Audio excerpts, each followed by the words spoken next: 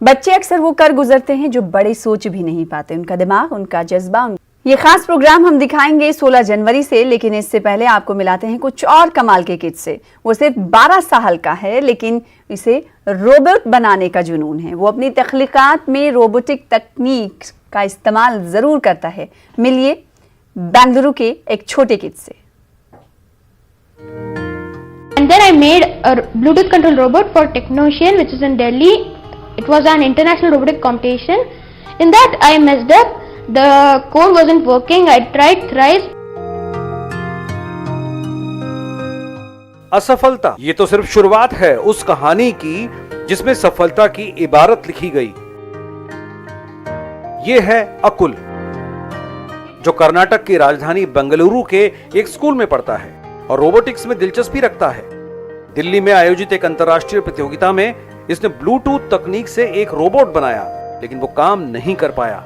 आम बच्चा क्या, बड़े बड़े दिग्गज ऐसी असफलता से उबर नहीं पाते, लेकिन इस बच्चे ने हार मानने की बजाय जीत का एक नया इतिहास लिख दिया। Then I made the sanitizer dispenser, which I used a battery switch, 2 LEDs, a pump which was i3F7, the motor, some wires, and an IR sensor and ultrasonic sensor which is inside, which can dispense sanitizer. देखिए, अकुल इस automatic sanitiser machine से sanitiser निकाल कर दिखा रहा है। ये तो महज शुरुआत है। सुनिए इसके बाद अकुल ने क्या क्या इजाद किया है।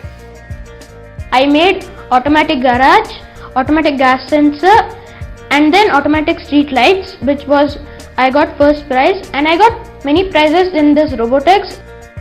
अकुल को एक नहीं कई मेडल्स मिले हैं और इसकी वजह है रोबोटिक्स में उसकी दिलचस्पी, जिसकी शुरुआत बचपन से ही हो गई थी। Started to have an interest with robotics in a very early age of 6 or 7 when it started in his school. When he was in 3rd standard and during his last sem, they started to give him breadboard, wire and all that. With the help of breadboard and wire, he could connect LEDs. Then he started to love about robotics. सिर्फ माँ ही नहीं, उस teacher ने भी मुलाकात के शुरुआती दिनों में ही अकुल की प्रतिभा को पहचान लिया था।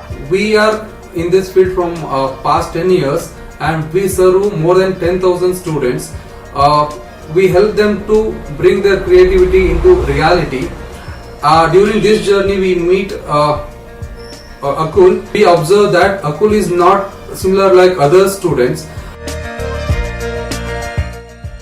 ये तो सिर्फ आगाज है। अकुल रोबोटिक्स इंजीनियर बनना चाहता है और ऐसा एक रोबोट बनाना चाहता है जिसे इंसान अपनी उंगलियों के इशारे पर चला सके।